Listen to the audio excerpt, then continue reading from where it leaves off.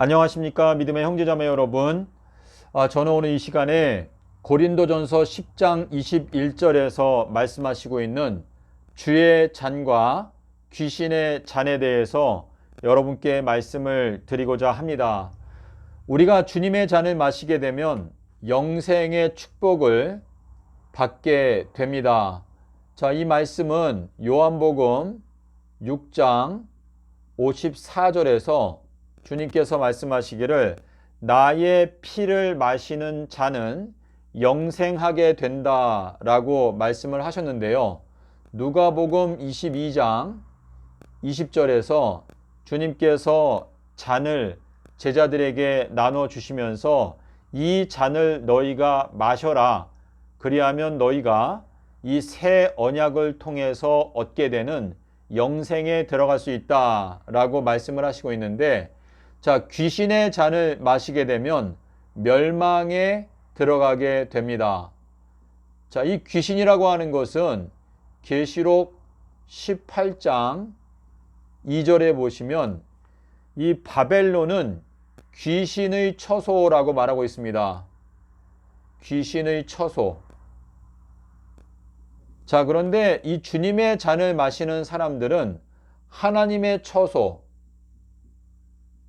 하나님께서 거하실 처소가 되는 것인데, 자, 요거는 에베소서 2장 19절과 22절에 보면 우리가 하나님께서 거하실 처소가 되기 위하여 함께 지어져 간다라고 말씀을 하시고 있습니다.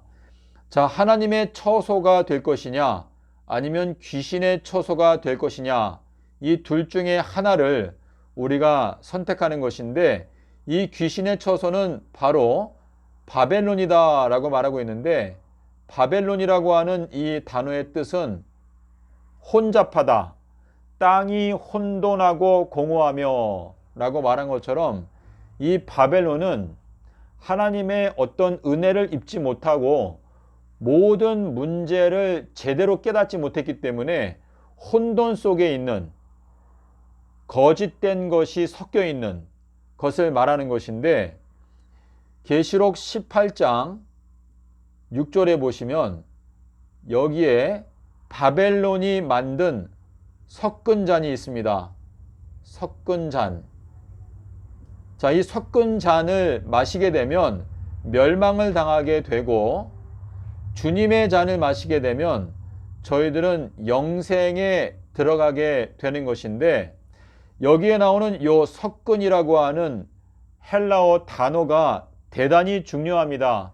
여러분께서 요 내용은 꼭 살펴보시기를 바랍니다. 자, 이 케라이오이. 자, 요게 섞은이라고 하는 뜻입니다. 섞은. 자, 이 케라이오이, 이것이 바벨론 음녀가 섞은 잔을 만들어서 만국을 취하게 하였기 때문에 만국이 다 멸망을 당하게 되었다라고 계시록 18장에서 밝히고 있습니다. 자, 그런데 이 음녀가 만든 이 섞은 잔은 바로 가증한 잔이다 라고 말하고 있습니다. 가증. 멸망에 가증한 것. 자, 에스겔서 9장에도 보면 그 예루살렘에 행하는 가증한 일로 인하여 우는 자들의 이마에 표하라 라고 하는 말씀이 있는데, 이 가증한 잔은 계시록 17장 4절에 보면 이 가증한 음녀가 섞은 가증한 금잔이라고 표현하고 있습니다. 자, 그런데 이 섞은이라고 하는 요 헬라어 단어 앞에 알파가 붙게 되면 요 단어의 뜻이 순결이라고 하는 단어로 완전히 뜻이 정반대로 바뀌어집니다. 자, 여기에는 요 알파라고 하는 것은 계시록 1장 8절 그리고 11절 그리고 21장 6절 그리고 22장 13절. 계시록 제가 잠깐 확인해 보겠습니다. 계시록 21장 6절. 예. 자, 여기에 보시면 8절과 11절, 그리고 6절, 그리고 13절에 4번에 걸쳐서 나는 알파와 오메가다. 자, 여러분께서 스테파누스 텍스트. 자, 스테파누스 텍스트를 보시게 되면은요, 여기에 원문에 나는 알파와 오메가요 라고 말씀하실 때 그냥 알파를 적어놨어요. 알파. 그럼 예수님은 알파이신데 이 알파를 섞인이라고 하는 단어 앞에 붙이게 되면 이 단어가 순결이라고 하는 단어로 바뀌어집니다. 이거는 예수님의 권세, 예수님의 권능이 얼마나 강력한지를 깨닫게 해주기 위해서 계시록에서 4번에 걸쳐서 나는 알파와 오메가다 라고 말씀을 해 놓으셨는데, 이 바벨론의 섞은 잔을 벗어버리고 우리가 비둘기와 같이 순결하게 될 수 있는 방법은 예수 그리스도를 만나는 것 외에는 방법이 없습니다. 근데 주님께서 우리들에게 너희가 비둘기와 같이 순결하라, 마태복음 10장 16절에서 너희들은 비둘기와 같이 순결하라 라고 말씀을 하셨는데요. 이 비둘기 순결의 표가 바로 요나의 표적입니다. 자, 이 요나는 히브리어로 요우나. 자, 요거는 비둘기이죠. 그래서 주님께서 우리들에게 이 악하고 음행하는 세대에게, 자, 음행의 포도주, 이게 바벨론이 만든 포도주인데 음행의 포도주가 바로 섞은 잔입니다. 근데 이 악하고 음행하는 이 세대, 그러니까 이 세대는 음행의 포도주를 마시는 세대, 섞은 잔을 마시는 세대가 바로 이 세대인데, 이 악하고 음행하는 이 세대를 구원할 수 있는 표적은, 기적은 요나의 표적밖에 없다, 비둘기 순결의 표적밖에 없다 라고 말씀을 하시고 있는데, 이것이 바로 마태복음 12장 40절에서 말씀하시고 있는 인자가 삼낮 삼밤 땅속에서 인자의 징조를 말하는 것입니다. 자, 그래서 마태복음 24장 30절에 보시면 그때의 하늘에 인자의 징조가 비치겠고 라고 되어져 있습니다. 자, 우리 마태복음 24장에 있는 말씀이 대단히 중요한 말씀인데요. 인자의 징조가 하늘에서 비친다. 여기 27절에 보면 번개가 동편에서 비추는 것처럼, 자, 번개가 동편에서 비춘다. 인자의 징조가 하늘에서 비춘다. 자, 근데 번개라고 하는 것은 누가복음 11장 36절에 보니까 번개라고 하는 것은 등불에서 흘러나온다 라고 말하고 있는데, 이 등불이라고 하는 것은 침례 요한이었던 엘리야, 요한복음 5장 35절에서 말하는 등불.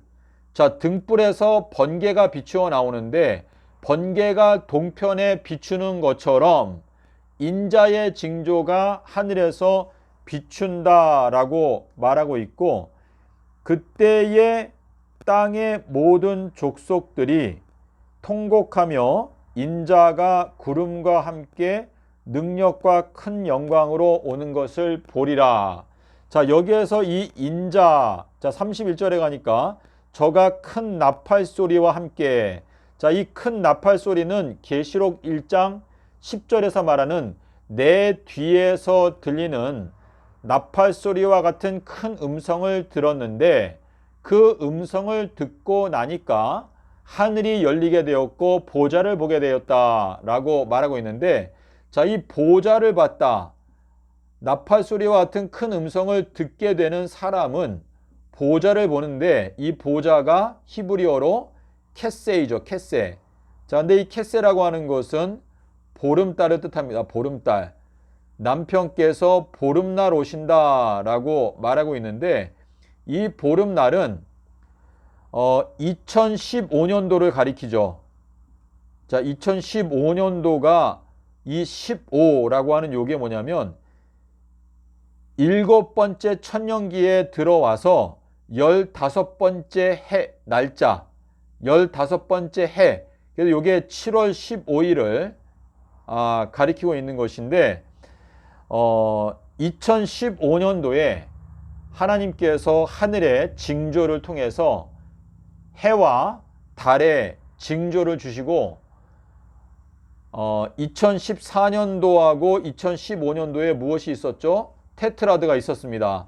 이 테트라드는 여러분께서 인터넷에 찾아보시면 이때에 6월절 초막절, 6월절 초막절 철 4번에 걸쳐서 2014년, 2015년에 계기, 월식이 4번이 있었는데 4번 다 6월절 초막절, 6월절 초막절에 있었고, 그 4번의 정 가운데에 2015년도 3월 20일 날, 요때가 바로 예수님의 탄신일이죠. 아비벌 1일 날, 요때 계기 일식이 있었습니다. 그래서 요 내용이 뭐냐면 2015년도에 큰 나팔 소리가 있었던 것입니다.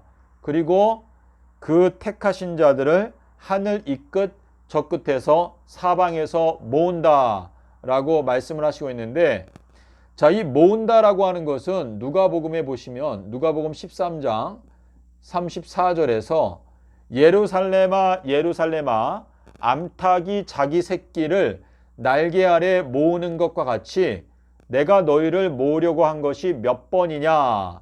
근데 이 모은다라고 하는 절기가 수장절이죠. 수장절. 초막절인데 이 수장절은 2015년부터 2022년까지를 의미하는 것입니다. 자, 제가 약간 빗나가는데요. 자, 주님의 잔을 마실 것이냐, 귀신의 잔을 마실 거냐에 따라 저희들의 운명이 결정이 되는데, 주님께서 마신 잔은 무엇인가?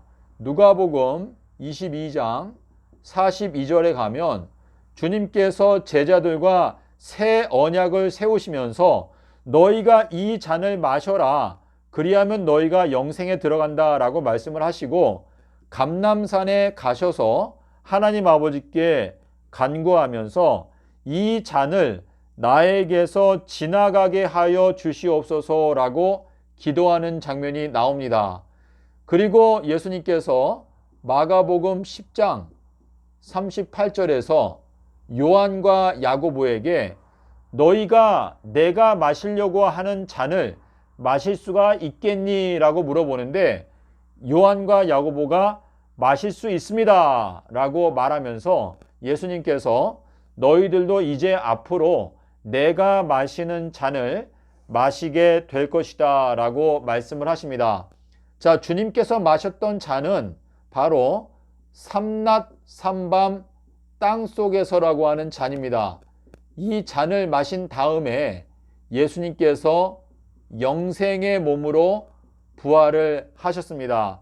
이것이 바로 주님께서 마시는 잔인데, 우리 성도들이 마시는 잔은 다니엘서 7장 25절에서 말씀하시는 대로 바로 한 때와 두 때와 반 때를 이방인의 손에 넘겨진다. 성도들이 이방인의 손에 넘겨져서 한 때와 두 때와 반 때를 지낸다 라고 말씀하셨고, 예수님께서도 십자가에 죽으시기 전에 인자가 이방인의 손에 넘겨지게 된다라고 말씀을 하셨습니다. 자, 그래서 우리가 이 내용을 통해서 알 수 있는 것은 지금 현재 현 기독교단 안에 멸망에 가증한 교리가 깊이 뿌리박고 있는데, 그것이 바로 금요일 십자가설입니다. 금요일 십자가설. 예수님께서 금요일에 돌아가셨다라고 하는 이 금요일 십자가설, 이것이 바로 멸망에 가증한 교리, 이 섞은 잔인데, 이 금요일 십자가설을 따라가게 되면 전부 다 멸망할 수밖에 없습니다. 하지만 주님께서 마신 순결한 잔, 이 비둘기 순결의 표가 뭐냐면 삼낮 삼밤 땅속에서, 이 삼낮 삼밤 땅속에서라고 하는 이 말씀을 깨닫게 되는 사람들은 주님의 잔을 마실 수 있도록 허락을 받게 될 것이고 그들은 영생에 들어가게 된다라고 말하고 있습니다. 자, 로마서 8장 7절에 보면 약속의 자녀가 하나님의 자녀다. 자, 로마서 8장 7절에 있는 말씀을 잠깐 보겠습니다. 제가 로마서 8장 7절에 보면은요. 육신의 제가 구절을 잘못 말씀드린 것 같은데 9장 8절 육신의 자녀가 하나님의 자녀가 아니고 오직 약속의 자녀가 씨로 여김을 받느니라.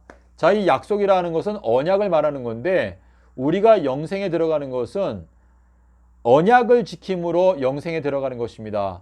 그래서 주님께서 우리에게 이 새 언약을 주셨는데 이 새 언약은 뭐냐면 삼낮 삼밤 땅속에서라고 하는 이 언약인데 너희가 이 순결의 잔을 깨닫고 마시게 되면 너희들은 영생에 들어가지만 귀신의 처소 바벨론에서 만들어 놓은 섞은 잔, 이 케라이오이, 이 섞은 잔이 바로 금요일 십자가설인데 이 말씀을 따라가게 되면 너희들은 반드시 멸망한다 라고 말씀을 하시는 것입니다. 그래서 우리가 이 마지막 때 에스겔서 1장 1절에서 말씀하시는 대로 예수님께서 서기 30년 4월 5일 날 수요일 날 십자가에서 죽으시고 4월 9일 일요일에 부활하신 이 진리를 분명하게 깨닫게 되는 자들이 결국은 에스겔 1장 26절에 보니까 보좌를 보았다. 하늘이 열리고 보좌를 보았다. 라고 하는 말씀을 깨닫게 되고 에스겔 2장 10절에 가니까 안팎으로 기록된 책을 먹을 수 있게 됩니다. 그래서 이 안팎으로 기록된 책은 계시록 5장 1절에서 말하는 대로 7인으로 인봉되어져 있는 안팎으로 기록된 책을 먹는다 라고 말하고 있기 때문에 이 7인봉을 깨닫기 위해서는 반드시 예수님의 십자가 사건의 날짜를 깨달아야 합니다. 자, 그래서 유대인은 표적을 구하고 헬라인은 지혜를 찾지만 우리들은 십자가에 못 박힌 그리스도를 전한다 라고 말하고 있는데 고린도전서 2장 1절에서 사도 바울이 나는 예수님의 십자가에 죽으신 것 외에는 아무것도 알지 아니하기로 작정했다라고 말하는 것은 이 십자가 사건 삼낮 삼밤 땅속에서 이 말씀 속에 하나님의 지혜가 꼭꼭 숨겨져 있다라는 것을 우리가 깨닫게 하기 위해서 사도 바울이 예수님의 십자가가 고린도전서 2장 1절에서 하나님의 비밀이다라고 말을 하고 있습니다. 자, 믿음의 형제자매 여러분, 오늘 이 말씀이 너무나 분명한데요.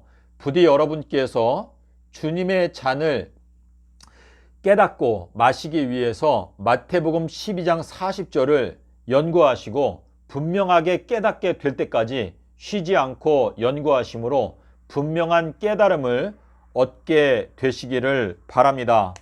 자, 제가 오늘 영상을 마치면서 한 가지 여러분께 말씀을 드리고자 하는데 그 날과 그 시간은 아무도 모르나니.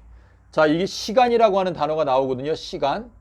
자, 요 시간이라고 하는 것이 마태복음 24장 36절에서 그 날과 그 시간은 아무도 모른다라고 말씀을 하시고 바로 뒤이어서 뭐라고 말하냐면 도적이 밤에 어느 경점에 올 줄을 알았더라면. 자, 이 경점이 시간을 말하는 것인데요. 요 내용이 누가복음 12장 12장에 보시면 12장 40절 생각지 않은 시간에 누가복음 12장 40절에 보면은요. 이 생각지 않은 시간에라고 되어 있는데 39절에 보면은 여기 도적이 밤에 어느 시간에 올 줄을 알았더라면 이라고 되어 있습니다. 그래서 마태복음에서는 경점이란 단어를 썼고 이 경점은 감옥이라고 하는 단어인데요. 자, 이 경점이 뭐냐면 시편 90편 4절에 가니까 주 하나님께는 천년이 밤의 한 경점과 같다라고 말하고 있습니다. 그래서 예수님의 십자가 사건은 서기 30년이죠. 그쵸? AD 서기 30년인데 천년, 그리고 천년, 그리고 천년, 그리고 이제 그 다음에가 이제 AD 3030년인데 요 때가 바로 밤사경. 자, 밤사경은 새벽이죠. 새벽별, 나는 광명한 새벽별이다 라고 말하고 있는데 베드로후서 1장 19절에서 너희가 예언의 말씀을 연구하는데 너희들의 마음 가운데 새별이 떠오르게 될 때까지 연구해라. 이거는 뭐냐면 예수님의 십자가 사건부터 새 예루살렘이 내려올 때까지 3000년의 세월이 흘러간다는 걸 깨닫고 AD 3030년이 새벽별이 뜨는 때 밤사경이라는 것을 깨닫게 될 때까지 너희가 예언을 연구해라 라고 말씀하시는 것인데 1경, 2경, 3경, 4경이죠. 자, 우리가 지금 여기 두 번째 천년기에 있잖아요. 이 내용은 마태복음 25장 6절에 보시면 밤중에 소리가 나되, 자, 저물 때 밤중에 다굴 때 새벽에, 요거는 마가복음 13장 35절에서 주님께서 오시는 시간을 저물 때 읽는지 밤중에 읽는지 닭이 울 때 읽는지 새벽 읽는지 너희가 알지 못한다 라고 말하고 있는데 지금 밤중에 우리가 와 있는데요. 2023년도는 밤중입니다. 그래서 2023년부터 2026년도까지가 밤중이고 2026년부터 2029년까지가 닭이 울 때, 그리고 2030년이 새벽이 되는 것인데 이 내용은 좀 더 세분화해서 설명을 하는 것인데 그것도 성경으로 증명할 수가 있습니다. 자, 그래서 여러분께서 주님께서 갖고 계신 계획을 분명하게 알아야 저희가 주님을 따라갈 수가 있는데 주님의 잔을 우리가 마시지 못하면 이러한 내용을 깨닫게 될 수가 없습니다. 그래서 주님께서 서기 30년에 돌아가셨다라고 하는 이 진리를 깨닫기 위해서 삼낮 삼밤 땅속에서 이 마태복음 12장 40절을 깊이 연구하심으로 하나님께서 이 말세에 대한민국에 대한 하나님의 기대가 얼마나 큰지 여러분께서 생각해 보시기를 바랍니다. 제가 일주일 전에 꿈을 꾸었는데 지난 올해죠. 올해 4월 20일 날 그날이 제 생일이었는데 그날 저희 선악리에 이사 오셔서 저와 함께 거의 3년 동안 하나님을 함께 섬기고 하나님의 사업을 함께 했던 우리 권 집사님께서 올해 4월 20일 날 제 생일날 돌아가셨는데요. 제가 지난주에 꿈을 꿨는데 권호계 집사님이 꿈에 나타났어요. 그래서 집사님께서 제가 이제 얼굴을 이렇게 보는데 아주 꿈이 좀 생생하고 했어요. 근데 꿈속에서 권 집사님이 하시는 말씀이 하나님께서 이 엄지손가락을 그냥 꼭 짜가지고 마지막 피 한 방울까지라도 다 구원하기 위해서 이 노력하고 계시는데 지금 조력자들이 일을 하지 않고 있다라고 권 집사님께서 저한테 말씀을 하시면서 꿈이 끝났습니다. 그래서 이제 제가 꿈이 깨어난 다음에 새벽 3시 22분이었던 걸로 기억하는데요.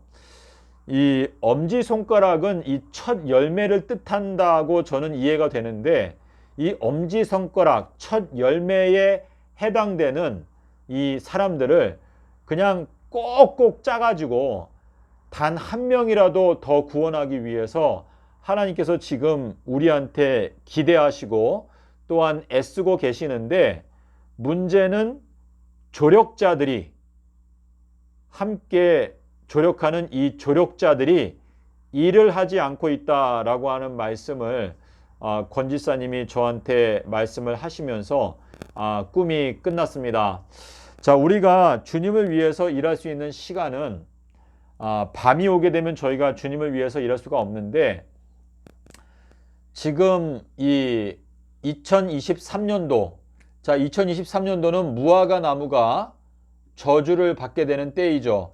그래서 2024년도 1월 1일이 되면 이제 무화과 나무가 완전히 말라버리기 때문에 하나님의 성령이 완전히 떠나버린다라고 하는 뜻이 됩니다. 그래서 이 2023년도, 요 2023년도가 이제 불과 몇 달밖에 안 남았죠.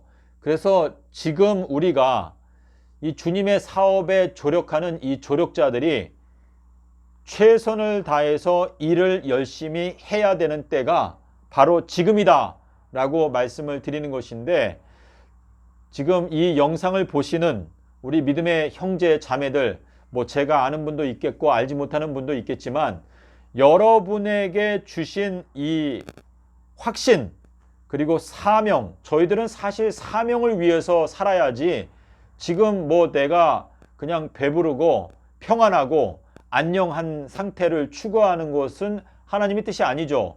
주님께서는 저희들에게 주님의 사업장에서 열심히 일을 하라고 저희들에게 부르시고 있고, 너희들의 모든 소유를 버리지 아니하면 아무도 나의 제자가 될 수 없다. 그리고 자기의 목숨까지도 미워하지 아니하면 나의 제자가 될 수 없다라고 말씀을 하시고 있습니다. 이것은 우리가 주님을 위해서 목숨을 바치는 각오를 갖고 주님의 사업에 투신해야 한다라고 말씀을 하시는 것으로서,